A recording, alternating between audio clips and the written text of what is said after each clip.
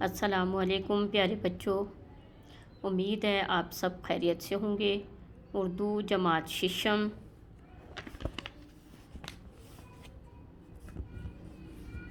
سبق نمبر 1 نظم حمد۔ پیارے بچوں، آج ہم نظم حمد کے الفاظ معنی کریں گے، پلس اشعار کی تشریح پلس مرکزی خیال۔ اہم الفاظ اور ان کے معنی: فلک، آسمان، نظارے، خوبصورت منظر، شبنم، پانی کے قطرے، دشت، جنگل، خالق، پیدا کرنے والا، ذرہ، نہایت چھوٹا ٹکڑا۔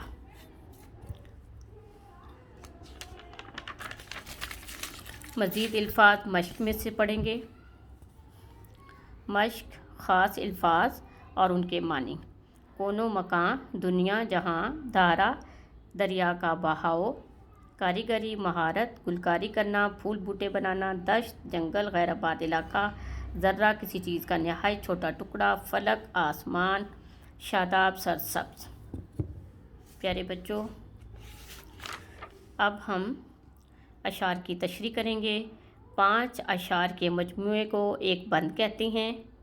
بند نمبر 1 کی تشریح: